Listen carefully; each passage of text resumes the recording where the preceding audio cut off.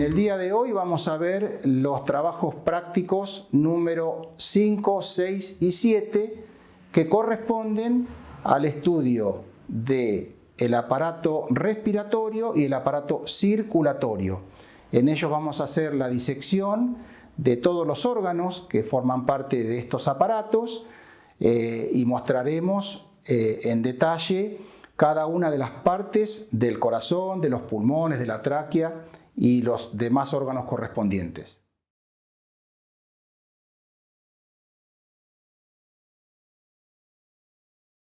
En este trabajo práctico número 5, que corresponde a miología, queremos hacer una mostración de la ubicación de los distintos tipos de músculo que se encuentran en el organismo.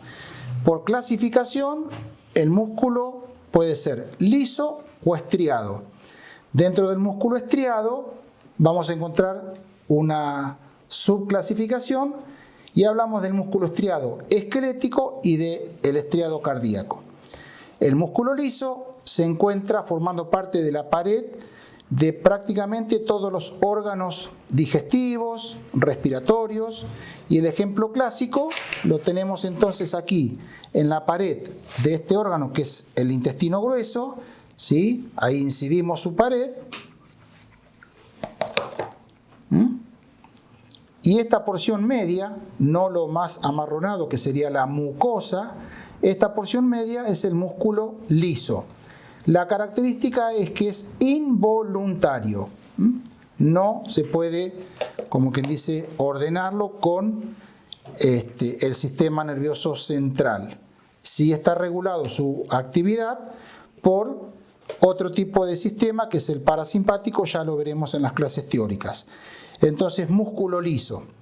El otro músculo es el músculo estriado, que dijimos, lo podemos dividir en el estriado esquelético, que es la gran masa carnosa que tiene el animal. Aquí podemos verlo, ya después verán en las clases teóricas cómo están todos esos haces de fibras musculares. Acuérdense que la miofibrilla o la fibra muscular es la unidad histológica y funcional de ese tejido y que está a su vez agrupada en haces y dividida por tejido conectivo. Todas esas especies de vetas de color blanquecino que se ven ahí son la infiltración del tejido conectivo que lo va dividiendo en haces. Ahí podemos ir separándolo.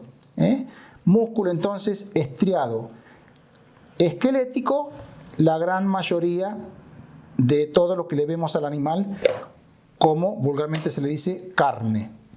Este tejido es voluntario. Este tejido es voluntario, ¿sí? Ahí entonces tenemos cómo se va dividiendo en haces. Ponemos aquí un ejemplo, que esto es el músculo diafragmático o diafragma, una porción carnosa, una porción aponeurótica. Este músculo también es tejido estriado esquelético. No está formando parte del esqueleto, no está revistiendo nada. Sin embargo, a pesar de que uno en la respiración no estamos pensando, no estamos regulando esa respiración con nuestra voluntad, podríamos interpretar que este músculo diafragmático es esquelético es estriado por su conformación histológica, pero sin embargo es también voluntario. Reitero, cuando el animal duerme, cuando nosotros dormimos, no nos estamos pensando en hacer actividad con este músculo para poder respirar. Es algo que se hace en forma automática, pero eso no significa que sea un músculo involuntario, como sí lo es el de una víscera del aparato digestivo, por ejemplo.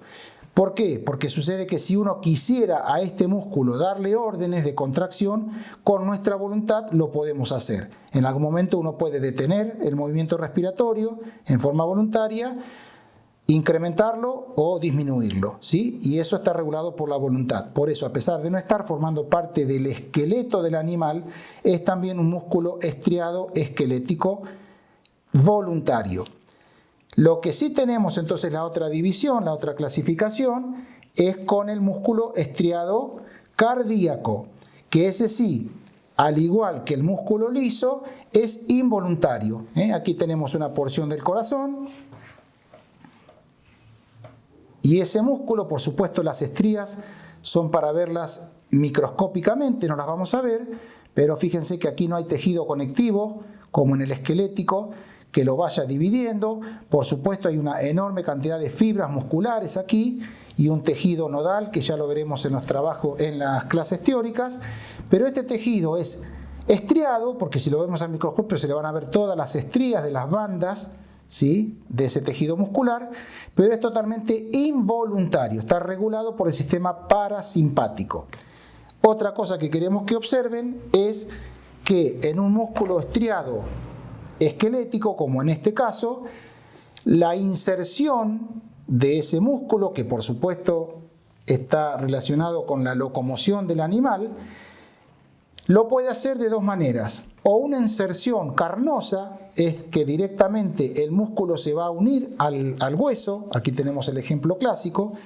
Hay superficies óseas que están adaptadas o tienen una rugosidad adecuada como para que el músculo se inserte en él, ¿sí? Esto entonces es una inserción de ese vientre carnoso directamente en el hueso, esto como si fuera esta parte, que es lo que reviste a todo el esqueleto. Mientras que otro grupo de músculos se van a ir a insertar también a un hueso, pero no directamente con su vientre carnoso, sino que lo hacen a través de un tendón hacia la parte distal de esa masa muscular. Ahí podemos ver poquito de esos músculos que forman parte entonces de ese estriado esquelético, todo el tejido conectivo que le da esa forma de haz, y finalmente van confluyendo todas las bandas esas de tejido conectivo para dar lugar a la formación de un tendón. Quiere decir entonces que ese músculo, para que realice su actividad, ya sea de flexión, de extensión o del movimiento que quiera, lo hace a través de un tendón común.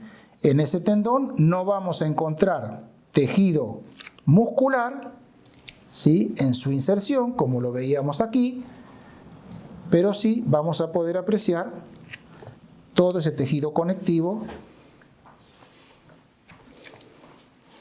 que se inserta en esa eminencia ósea. Ahí tenemos entonces la inserción tendinosa en ese hueso. Aquí son dos los tendones que están insertándose.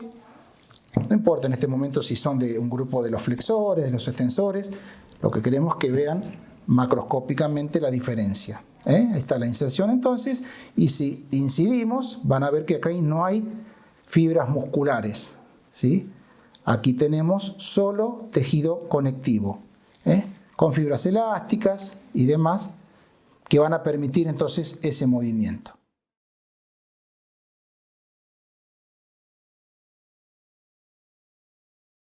Bien, este trabajo práctico corresponde al número 6, que es aparato circulatorio. Puntualmente vamos a observar hoy el corazón.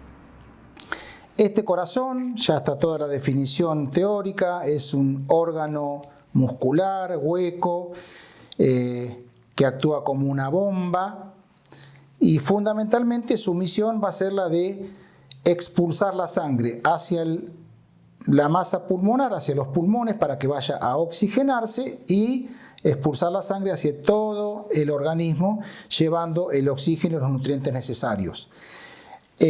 Antes de romper esto, quiero mostrar, ya que la extracción del frigorífico nos lo permitió, lo que tenemos aquí es el músculo diafragmático, o diafragma.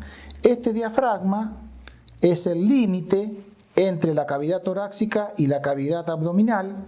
Vean que tiene una porción carnosa y una porción aponeurótica.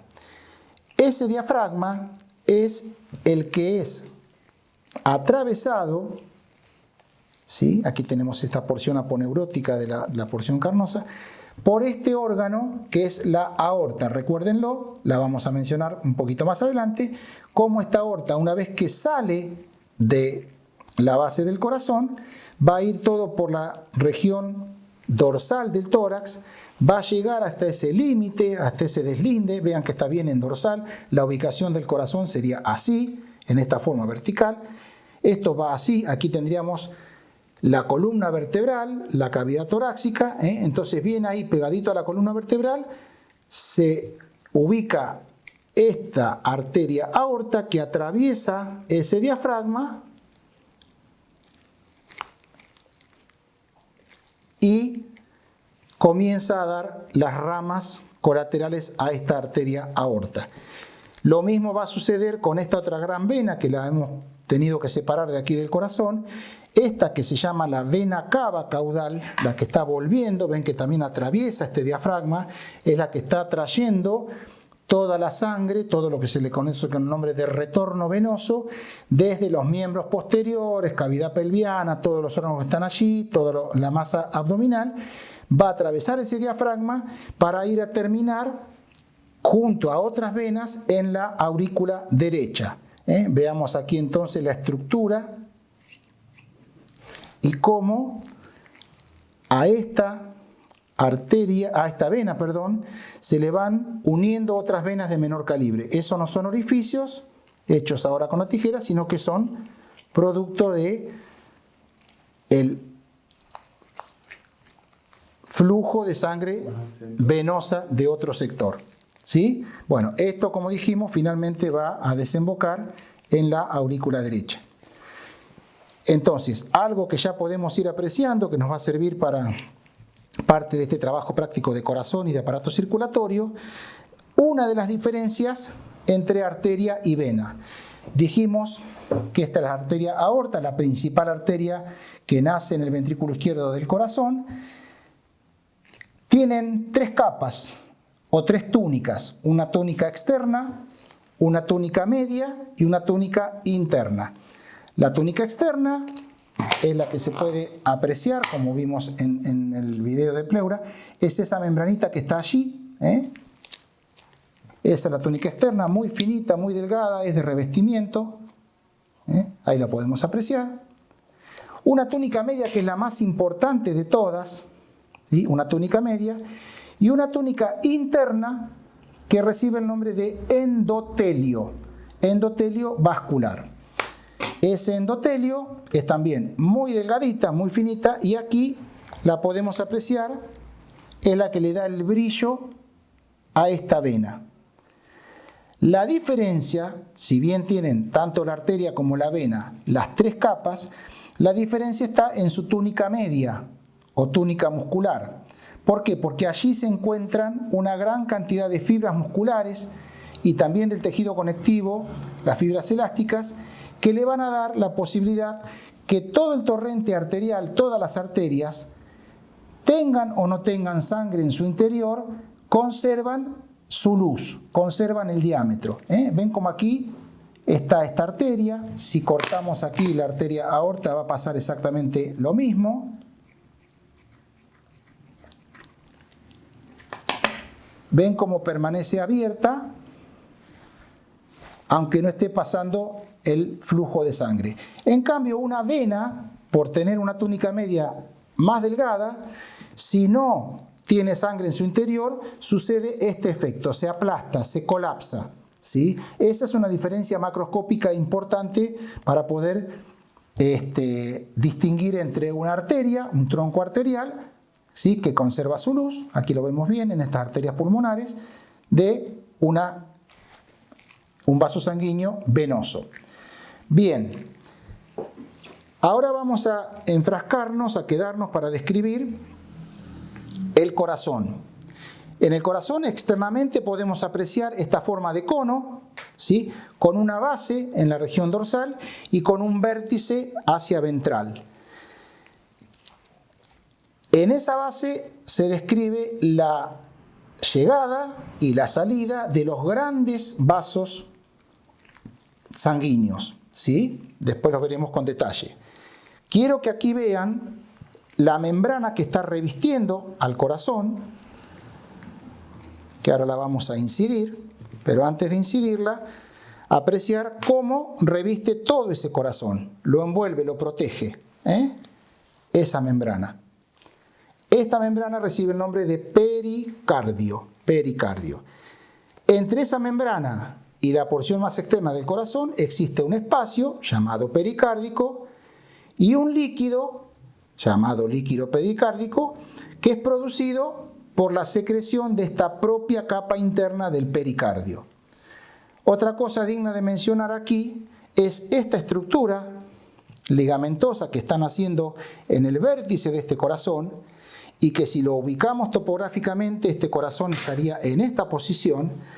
Ese pericardio se une al esternón, que es el hueso impar que tenemos aquí como base del tórax, ¿sí? Y es el que permite mantener en posición en la porción ventral a este corazón. Recuerden que la ubicación topográfica del corazón, ¿sí?, lo tenemos que está ubicado en la parte media del tórax, lo que se llama el espacio mediastínico, dirigido ligeramente hacia la izquierda. Quiere decir que la cabeza del animal, si está hacia aquel sector, hacia mi izquierda en este momento, este corazón estaría ubicado, ¿sí?, ligeramente hacia mi cuerpo, es decir, hacia la izquierda del animal, y ligeramente hacia caudal. Quiere decir que si trazamos ejes, podemos decir que desde la base hacia el vértice, un eje va a tener un sentido craneal-caudal, ¿sí?, en este sentido, cráneo-caudal, desde la cabeza hacia la cola. Un eje vertical, dorso-ventral, de dorsal del animal a ventral del animal, y ligeramente hacia la izquierda. Así que más o menos sería esta la posición. Está mantenido en posición por la llegada y la salida de todos estos grandes vasos sanguíneos. Esto es lo que mantiene en posición al corazón. Pero para evitar este movimiento de balanceo que podría llegar a suceder si el animal camina, si hace algún trote, está este ligamento entonces que se llama externo pericárdico, que le da una firmeza en la porción ventral. Concluido la mostración entonces de ese pericardio, ahora sí lo vamos a incidir.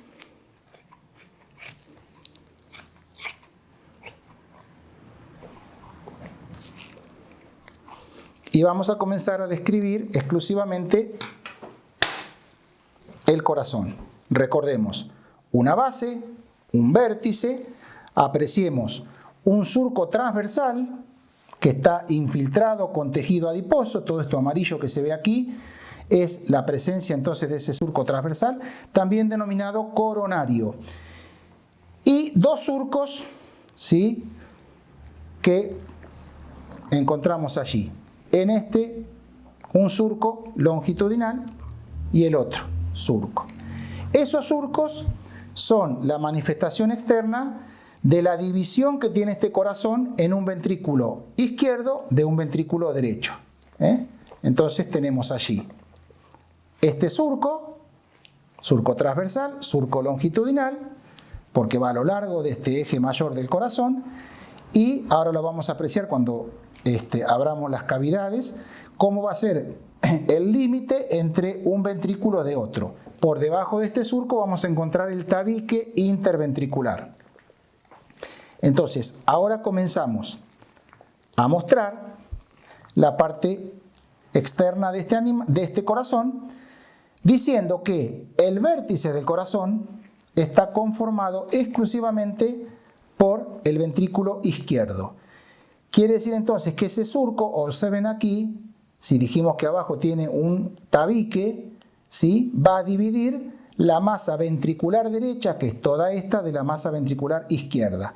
El vértice es exclusivo del ventrículo izquierdo, no forma parte del ventrículo derecho. El corazón, si hacemos un corte de su pared, vamos a poder describir en él tres capas. Una más externa, que es lo que le da este brillo a la luz, que se denomina epicardio. Epicardio. No confundir con el pericardio, que fue la membrana que vimos anteriormente. Este epicardio es muy delgado, así como vimos en pleura, esa pleura que revestía, la pleura visceral. Este entonces, que estoy levantando allí con la tijera y con la pinza, eso que quedó allí montado en la tijera, ese entonces es la membrana epicárdica o epicardio. Finalmente, o seguidamente, si hacemos la incisión de la pared, vamos a encontrar la capa muscular más gruesa, la más gruesa de las tres, que se denomina miocardio. Mio, recuerden, es un vocablo que nos lleva a pensar en músculo. Miocardio, que reitero, es la más gruesa de las tres capas. Cuando incidimos esa pared, nos vamos a encontrar entonces con esta capa de muy buen grosor. Esta entonces es la segunda capa, la segunda túnica, denominada miocardio. Y finalmente, en el interior del corazón, esto sucede tanto en ventrículo derecho como en ventrículo izquierdo, una capa similar a la del epicardio, que se denomina endocardio. Epi porque está por encima y el endo porque está en el interior del corazón. Entonces reiteramos: epicardio, la membrana que envuelve externamente; miocardio, la más gruesa, que es la responsable justamente de provocar la contracción en cada latido cardíaco; y finalmente adentro el endocardio. Ese endocardio, a nivel de los grandes vasos sanguíneos que van a ingresar y que van a salir de este corazón, se va a continuar con el endotelio vascular. De endocardio se convierte en endotelio. ¿Qué era el endotelio? Lo que vimos aquí. Esta membrana que revestía internamente un vaso sanguíneo. Aquí es endotelio, en el corazón es endocardio, pero es el mismo tejido de revestimiento. Bien, veamos ahora, continuemos. Incidimos la pared del ventrículo derecho. Ahí se aprecia cómo, aquí estoy en el fondo de ese ventrículo derecho, observen ahí, y cómo el vértice, que fue lo que dijimos anteriormente, no forma parte de este ventrículo. Quiere decir entonces que aquí, en este lugar, se va a encontrar el tabique interventricular. Ahora vamos a separar esta estructura y observen entonces cómo este ventrículo derecho, ¿sí?, está totalmente aparte del vértice del corazón. ¿Qué estructuras podemos seguir observando aquí en el ventrículo derecho? Primero, tenemos esta cinta, esta estructura que está también formada por tejido miocárdico, denominada cinta moderadora. Cinta moderadora. Observen que está ubicada desde el tabique interventricular. Por debajo de esto vamos a encontrarnos con la cavidad del ventrículo izquierdo. Quiere decir que esto que yo estoy rozando en este momento es el tabique interventricular, entre medio de los dos ventrículos. Esa cinta moderadora se inserta en ese lugar y está también en la pared lateral de este ventrículo derecho. Ahí la podemos apreciar, ¿sí? Entonces, ¿cuál es la misión de esta cinta moderadora? Como su palabra lo indica, moderar una excesiva expansión ante un arribo de sangre en forma importante, que este ventrículo derecho se expanda demasiado, ¿sí? Si lo quisiera hacer, esta cinta moderadora se lo impide. ¿Está claro? Entonces, estructura interna del ventrículo derecho, cinta moderadora. Podemos apreciar también estas otras estructuras, más bien redondeadas, que están tanto en el tabique interventricular como en la pared, aquí, en la pared del ventrículo, que se llaman músculos papilares. Músculos papilares. Ese músculo papilar sirve de inserción a estas otras estructuras que están aquí, de color blanquecino, que como parecen pequeños tendones, reciben el nombre de cuerdas tendinosas. Cuerdas tendinosas. Misión de las cuerdas tendinosas: producir el cierre de las válvulas cardíacas. Vamos a abrir un poquito más.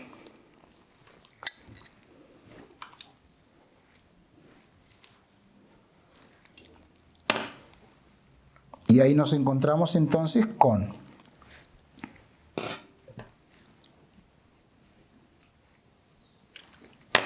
toda la cavidad ventricular derecha abierta.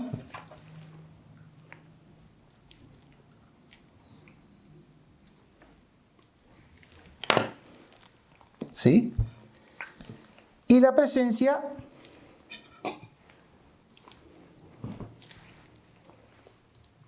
de estas otras estructuras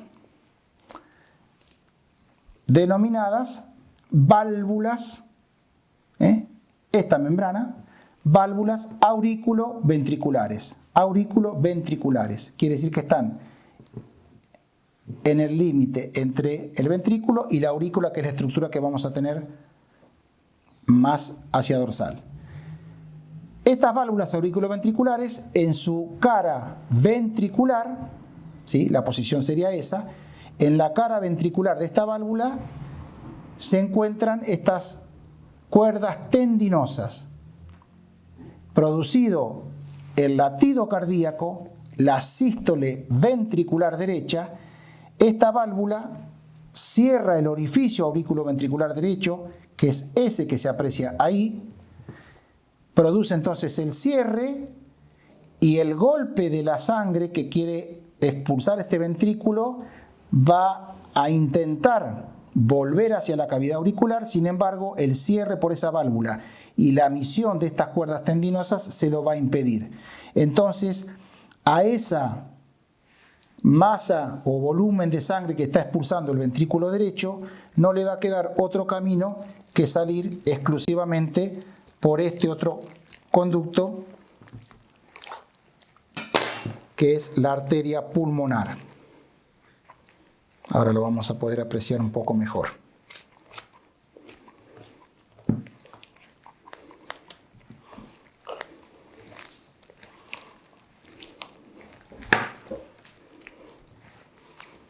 O si no, para que lo podamos comprender mejor, vamos a seguir abriendo toda la parte derecha del corazón. Ahora, recuerden entonces aquí de ventrículo derecho, las tres capas del músculo: epicardio, miocardio, endocardio, la cinta moderadora, los músculos papilares, las cuerdas tendinosas y las cúspides valvulares. Como dijimos que esas cúspides están ubicadas estratégicamente para cerrar el orificio aurículo-ventricular, quiere decir que ese orificio está en el límite entre aurícula y ventrículo. Si miramos externamente, algo que nos dijimos anteriormente,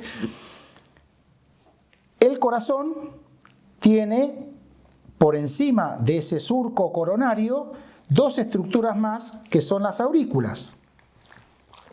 Esta es una, la aurícula izquierda, la que tengo en mi mano izquierda, y la aurícula derecha.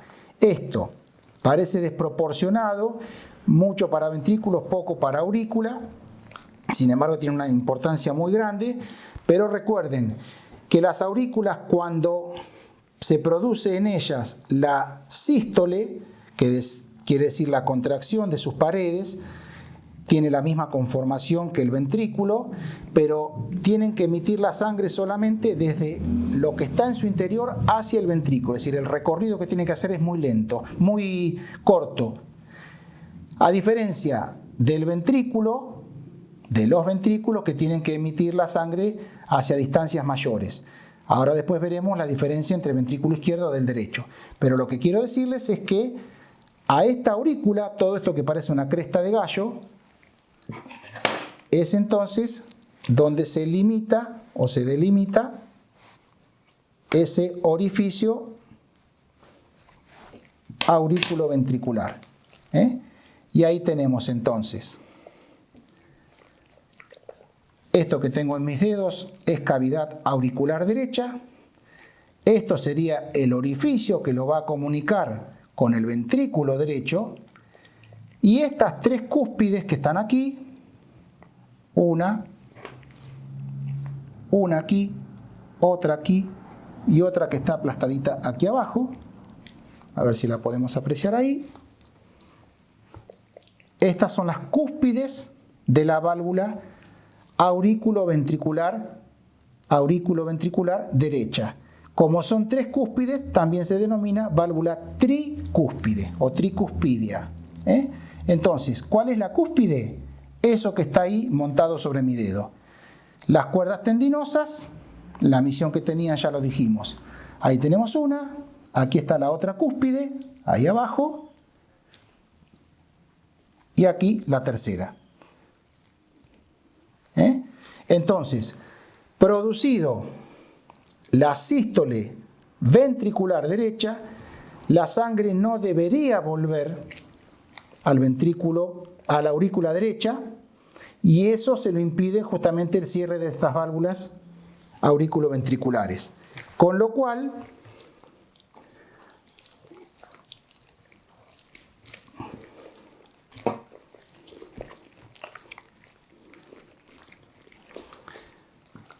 a esta sangre que está expulsando el ventrículo derecho no le queda otro camino. Si lo está frenando, no puede salir para aquí, están todas las paredes. La única vía que le queda de escape es hacia aquí. Acá esperemos poder diseccionar de forma tal que se pueda ver el nacimiento de la arteria pulmonar.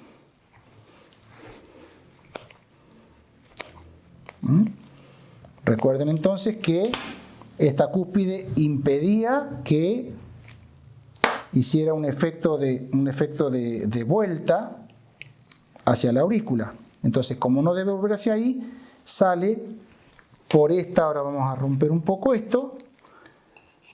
Ahí estoy haciendo la incisión de la pared de la arteria pulmonar. Ahí nació la arteria pulmonar. ¿Sí?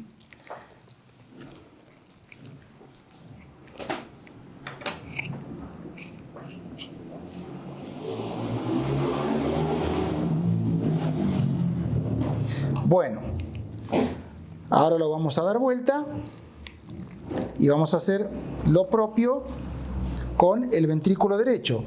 Recordemos ese surco longitudinal, el otro surco longitudinal que dijimos interiormente. Vamos a encontrarnos con el tabique, y si incidimos la pared de este ventrículo izquierdo, vamos a ver que es de un grosor mayor, bastante más considerable que la luz de esa cavidad ventricular con respecto al derecho.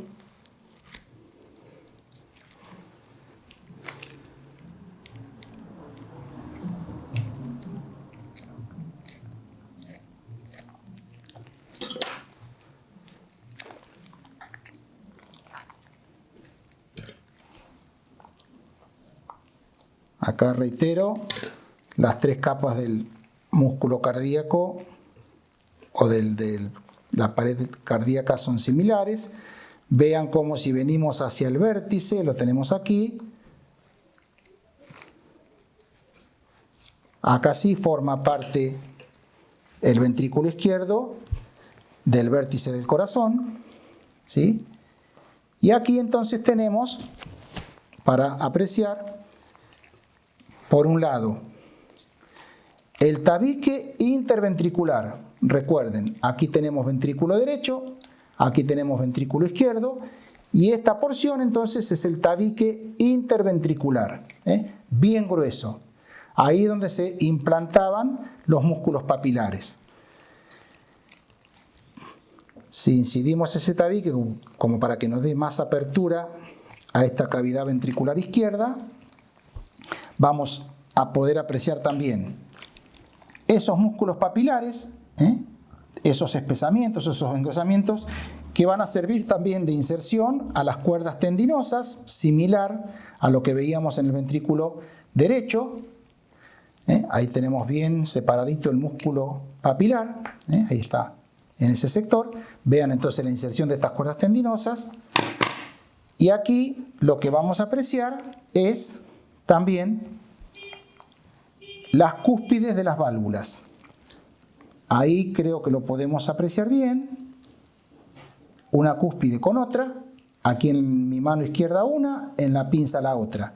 En este caso, el orificio aurículo-ventricular tiene como cierre solamente una válvula con dos cúspides. Por eso se llama bicuspidia o mitral, o bicúspide o mitral. Recuerden, el orificio aurículo-ventricular derecho tiene la válvula tricúspide. El orificio aurículo-ventricular izquierdo tiene una válvula bicúspide. La función similar a lo que sucede con el aurículo ventricular derecho. Las cuerdas tendinosas, la misma función. Lo que van a hacer estas cuerdas es impedir que cuando venga el flujo de sangre impulsado por la sístole de esta masa muscular, golpee en esta cúspide y las cuerdas las mantienen tensas. Si yo le quito esa acción de protección, vean cómo esa cúspide, que es muy débil, haría este efecto, y la sangre volvería. ¿Y hacia dónde volvería la sangre? Hacia la aurícula izquierda, que es de donde vino. ¿Dónde tenemos la aurícula izquierda? En dorsal del ventrículo izquierdo. Ahí la tenemos. Esta estructura entonces es la aurícula izquierda. El orificio aurículo-ventricular izquierdo con una cúspide y la otra cúspide en este lugar, ¿sí? Cerrando ese orificio. Verán de las clases teóricas, ¿sí? Y está también en el libro, obviamente, los dos circuitos circulatorios o las dos circulaciones que tenemos en el animal.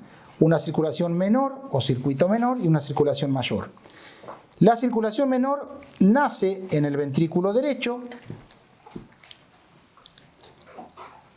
Dijimos que cuando se produce la sístole ventricular, esa sangre por acción o por trabajo de esas válvulas tricúspide no permitía el retorno hacia la cavidad auricular y todo ese flujo sanguíneo iba a salir por la arteria pulmonar. La arteria pulmonar, que no es otra cosa que esta, que ni bien nace ya se hace una bifurcación y emite una rama para cada uno de los dos pulmones. Entonces nace la circulación menor en el ventrículo derecho, sale de ese corazón, de ese ventrículo derecho por la arteria pulmonar, se bifurca, va para cada pulmón y va a volver por un número de 7 a 8 venas pulmonares desde todo el torrente pulmonar o la masa pulmonar, para terminar finalmente en, bueno, esto acá estaría parte de toda esa cantidad de 7, 8 venas que están arribando. Acuérdense que la estructura venosa era así, se aplastaba, se colapsaba. Va a venir esas 7, 8 venas pulmonares a desembocar en esta otra cavidad que se llama aurícula izquierda. Y ahí concluyó el circuito menor. Quiere decir que la sangre carbooxigenada que está volviendo de todo el organismo a este ventrículo derecho va a salir impulsado por la sístole ventricular derecha, arteria pulmonar, se va a ir a oxigenar a los dos pulmones y vuelve ya oxigenada a esta masa auricular izquierda o aurícula izquierda. Esa sangre ya oxigenada va a pasar por el orificio aurículo-ventricular izquierdo a la cavidad del ventrículo izquierdo, ¿sí? La posición de estas cúspides valvulares no le impiden en absoluto, al contrario, vean cómo se aplastan contra la pared, permitiendo entonces el llenado de esta cavidad ventricular. Una vez completado ese llenado, se produce la sístole ventricular izquierda, que digamos funcionan las dos cavidades ventriculares al mismo tiempo, es decir, cuando se contrae el ventrículo derecho también lo hace el ventrículo izquierdo, sucede que van a territorios diferentes. Entonces, el flujo de sangre que sale del ventrículo izquierdo va a dirigirse hacia la arteria aorta, acá lo tendríamos que, acá entonces, entiendan que esto es cavidad ventricular, aquí está la aurícula izquierda, que es la que recibió la sangre oxigenada, y como la válvula bicúspide no le permite el retorno hacia la aurícula izquierda, ¿sí?, lo va a hacer por este camino, por este conducto arterial, que no es otra cosa que la arteria aorta. Ni bien está en esa base, esa arteria aorta realiza una curvatura, lo que se conoce con el nombre de callado de la aorta, callado, que es esta curvatura que se ve bien. Al inicio del video decíamos que esto se unía al dorso del tórax, ¿sí?, y finalmente iba a atravesar al músculo diafragmático por el hiato aórtico para terminar a nivel de la cavidad abdominal en las arterias ilíacas.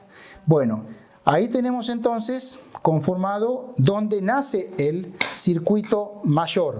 Ventrículo izquierdo, las válvulas impiden el retorno venoso hacia la aurícula izquierda, no le queda otro camino que ir hacia el torrente de la arteria aorta. Observen el grosor de esa pared, cuando decíamos que la túnica media está muy cargada, muy infiltrada con fibras elásticas, es lo que le permitía justamente mantener la luz, tenga o no tenga sangre en su interior. Y vean entonces cómo todos esos orificios no son otra cosa que la salida de ramas colaterales de esa arteria aorta. Todos esos orificios es por donde van a ir saliendo otras arterias. Pero dado el gran grosor que tiene la arteria aorta, no podrían sus células, las células de esa pared, nutrirse de la sangre que están transportando. Con lo cual también muchos de estos orificios forman parte de lo que se llaman los vasa vasorum, vaso de un vaso sanguíneo. Quiere decir que entonces la sangre se introduce por aquí y va a ir a irrigar, ¿sí?, toda esta pared gruesa, que repito, no se podría nutrir por la propia sangre que está circulando. Bueno, ahí tenemos miren, ven ahí, podemos apreciar cómo de ahí salió la pinza, es una rama colateral. Esto no es una vasa vasorum, esto va a ir a otro torrente territorial. ¿Ven cómo ahí lo revertí? Y es un vaso sanguíneo que nace como rama colateral de esa arteria aorta. Otras estructuras dignas de mencionar aquí son estas dos que están acá, que algunos le llaman nidos de golondrina. Estas son las válvulas semilunares o sigmoideas aórticas.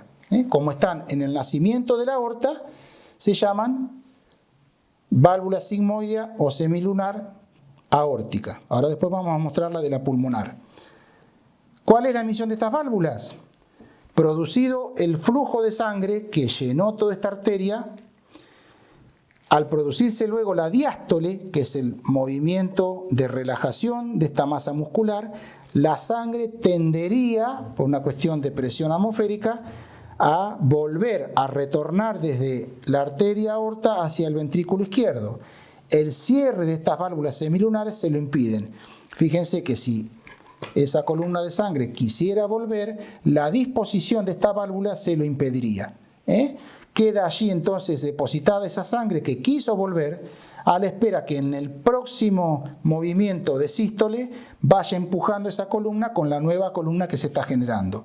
¿Se entiende? Fíjense la posición de esa válvula como impide acá el retorno venoso, y fíjense cómo esta válvula permite que la sangre vaya hacia el ventrículo. Lo que está impedido es que se vuelva, o sea, el efecto inverso a lo que sucedería acá, que se vuelva a la aurícula izquierda. Creo que quedó claro.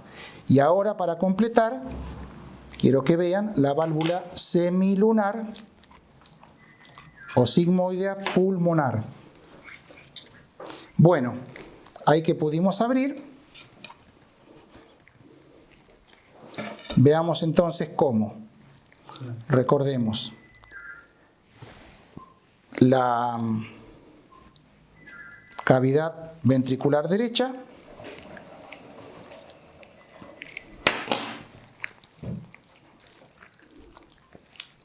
allí la cavidad ventricular derecha. Fíjense la diferencia en el tono. Recuerden, esto es endocardio, esto es endotelio de la arteria pulmonar. Y ahí también tenemos la presencia de las dos válvulas semilunares o sigmoideas pulmonares. Recuerden, pulmonar porque es de la arteria pulmonar, perteneciente al circuito menor. Y en la otra, la semilunar aórtica. La misma misión que mencionamos con el retorno de sangre que quisiera volver al ventrículo derecho. Bueno, esto es todo lo que tenemos para mostrar de corazón.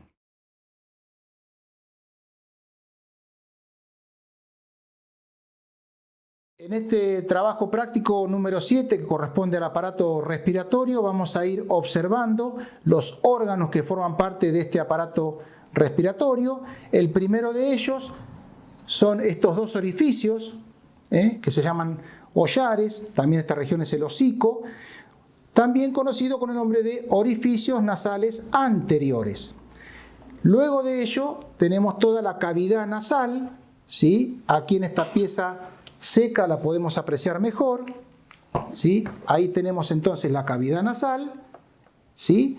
Y observen los cornetes nasales, que son esas estructuras de tejido óseo, láminas muy delgadas, ¿sí? Que son las responsables de permitir el paso del aire, pero lo van filtrando, lo van calentando, lo van acondicionando para su ingreso a la región posterior. Esta cavidad nasal está toda tapizada interiormente por una mucosa denominada mucosa pituitaria, que es eso brilloso que le vemos en ese sector. Ahí entonces apreciamos ese brillo que da la mucosa pituitaria. Si observamos este cráneo desde la región posterior, vamos a ver entonces allí la salida por estos dos orificios, ¿sí? De esa cavidad nasal, la región más aboral, ¿sí? Y estos son los denominados orificios nasales posteriores, también llamados coanas. Si lo vemos en la pieza fresca, esos orificios se encuentran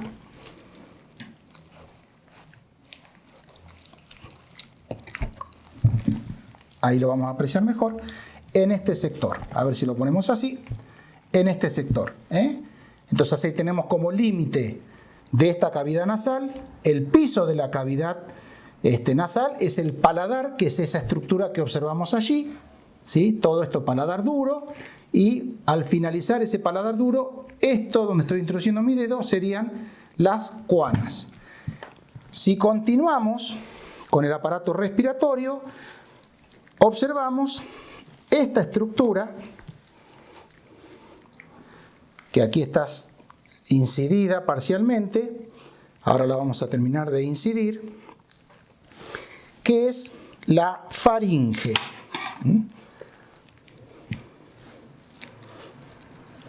A ver, ahí incidimos la pared de la faringe. Entonces, si ubicamos topográficamente, ahí tenemos la lengua, continuidad de la lengua, ¿sí?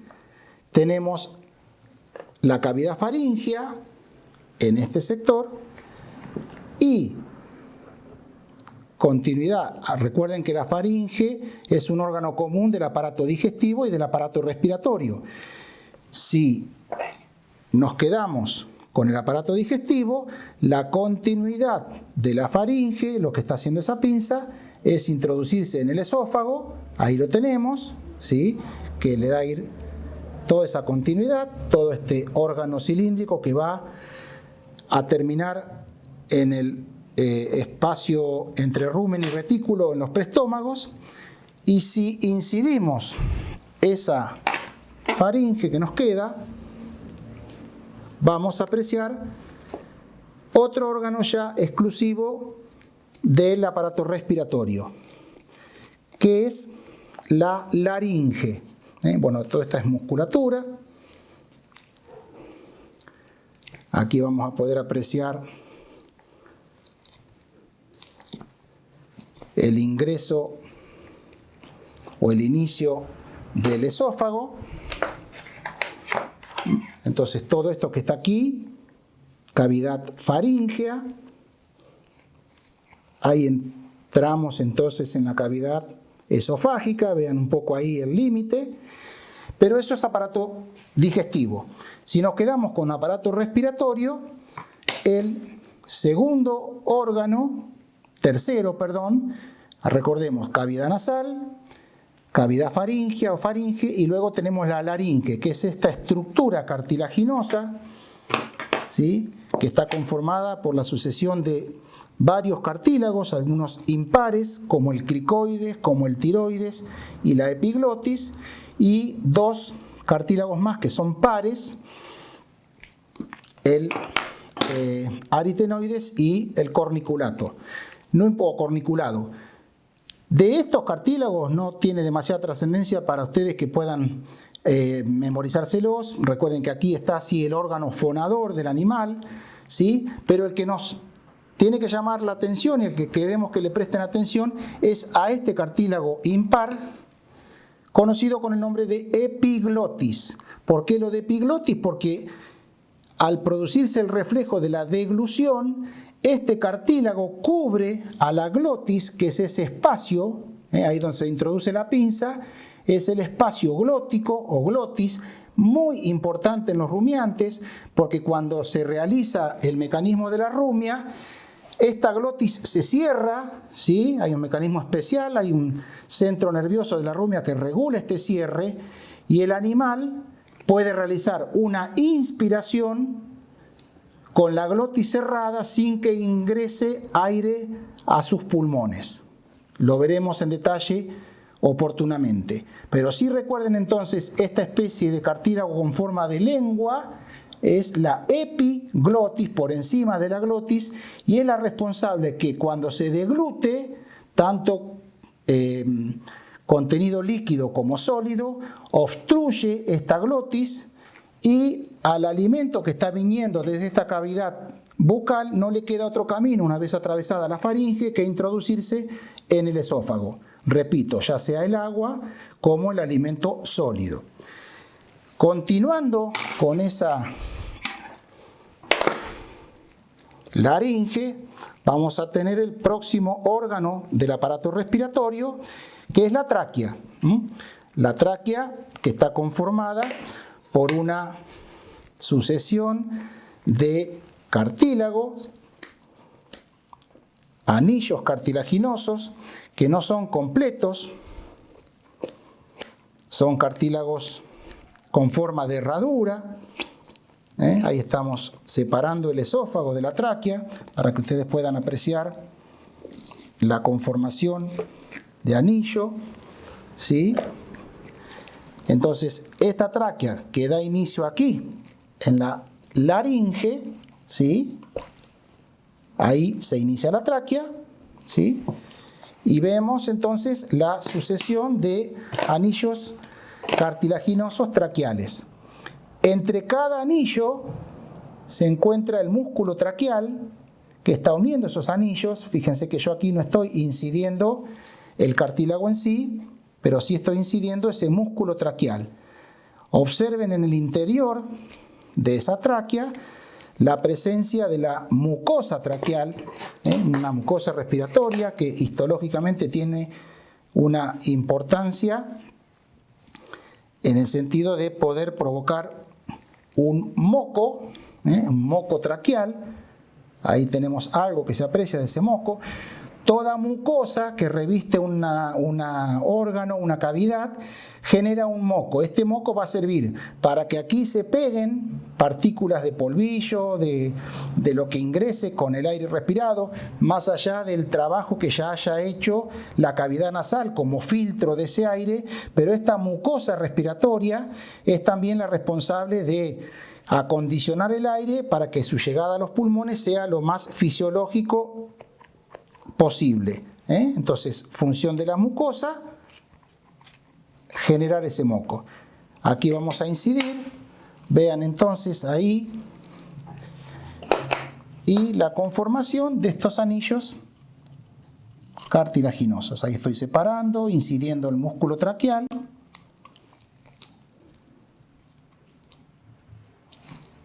Y quiero mostrar ahora la estructura en forma de herradura de ese cartílago. No es anillos completos como veremos cuando veamos comparada de aves. Las aves sí tienen un anillo completo. Ven entonces esto que es un cartílago, un anillo traqueal, como en este sector hay otro músculo que lo está uniendo. ¿Sí? Ahí lo separamos. De ahí cuando decimos que tiene forma de herradura, y si incidimos,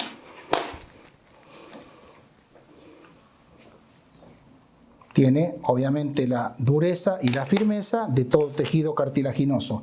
Recuerden cuando mostramos en articulaciones el cartílago hialino que revestía los huesos para formar parte de la articulación. Bueno, es el mismo tipo de tejido, cartílago traqueal.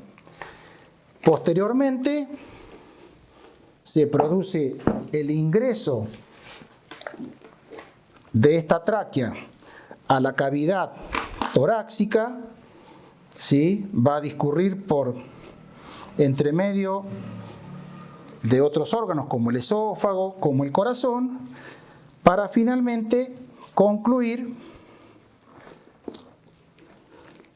Va a emitir un bronquio esta tráquea para un lóbulo pulmonar. A ver si podemos separar un poquito más aquí. Ahí apreciamos un ganglio linfático, ¿sí?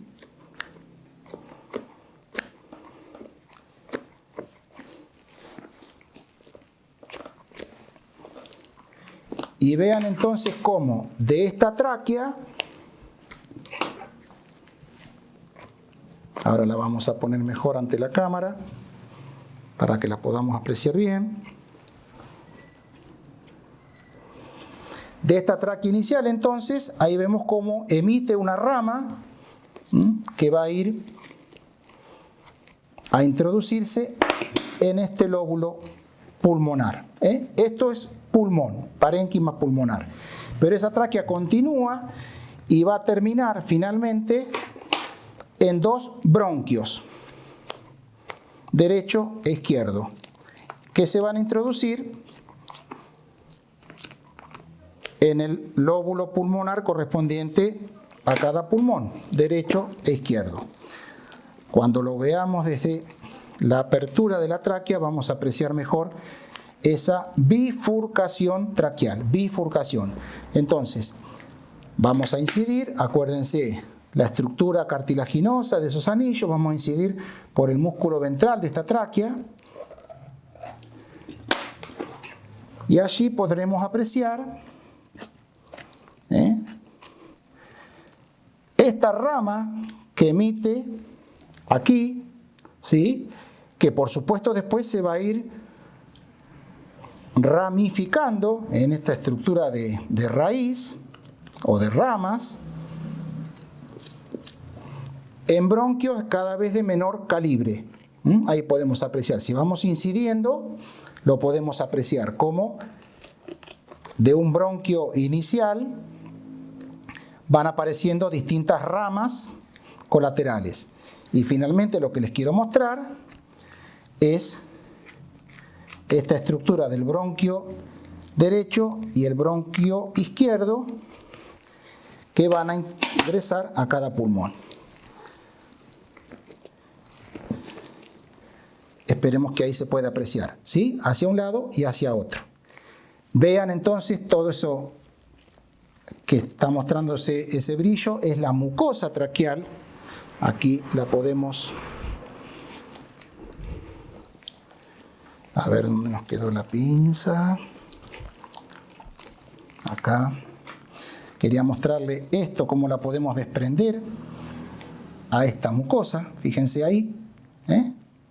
Esa estructura que se desprendió ahí es la mucosa, ¿sí? Con la presencia del moco. la bifurcación.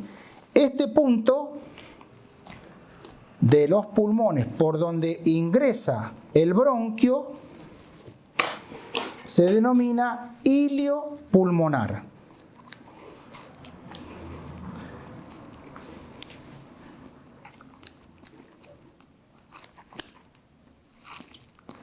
Pero en ese hilio pulmonar también vamos a encontrar la presencia, el ingreso y el egreso de otras estructuras como arterias, venas, vasos linfáticos y nervios. Entonces, el hilio pulmonar, ahí creo que lo podemos separar bien. Fíjense, montado sobre mis dedos, el bronquio, recién bifurcado ahí de la tráquea. Si lo seguimos incidiendo, vamos a ver cómo nos metimos ya en este parénquima pulmonar, pero a este sector del ingreso se le conoce con el nombre de hilio. Pero recuerden, como todo órgano, debe recibir inervación, debe recibir vasos sanguíneos para que le lleven oxígeno, nutrientes y demás, como a todas las células del organismo. Y este entonces es el único punto por donde ingresan estructuras. Fíjense que el resto del pulmón no tiene otros lugares en su superficie por donde le ingresen vasos sanguíneos o algún otro elemento. Todo lo realiza a través del hilio pulmonar. Seguimos viendo ahí, apreciando ganglios y nódulos linfáticos. Reiteramos entonces tráquea con su bifurcación y después toda esta masa, en el libro está bien claro, los dibujos, los esquemas de los lóbulos, cómo se van denominando. Sí mencionarles que esto brilloso que se ve es justamente la membrana que reviste externamente a los pulmones, que se denomina pleura. Pleura visceral, porque está revistiendo una víscera. Luego tenemos también una pleura parietal, que es la que reviste toda la cavidad torácica, y también al músculo diafragmático, que es el que tenemos en el límite con el tórax. Espero que ahí la puedan apreciar, esa membrana muy delgada, allí, ¿sí? A ver si podemos hacer una suave disección y divulsión. Creo que ahí la podemos mostrar. Ahí está montada entonces sobre la tijera esa membrana muy delgadita, la pleura visceral, porque está revistiendo a esta víscera. Si uno sigue incidiendo, vamos a encontrar que de estos bronquios van a aparecer una cantidad indeterminada de bronquios de menor calibre. Este sistema de ramificación, como se le va mencionando. Observen que aquí entonces, en la medida que incidimos todo este parénquima pulmonar, van apareciendo distintas estructuras que conservan su luz. Eso quiere decir que tienen un basamento, ¿sí?, articular. Allí hay también cartílago, similar al cartílago que observamos en tráquea. Ahora, si nos vamos introduciendo cada vez más, vamos a llegar a un punto donde ya la imagen que debemos ver es microscópica, ¿sí? Porque de estos bronquios, para algunos autores hablan de bronquiolo terminal, bronquiolillos, en fin, tiene distintos nombres, pero vean cómo ya este bronquio, que aquí tiene estructura cartilaginosa, ¿sí? Miren, ahí, cómo se va perdiendo, se va esfumando. Ya aquí no hay anillos cartilaginosos, sino más bien que son placas, y si uno sigue introduciéndose más, llega a lo que se llamarían los bronquiolos terminales,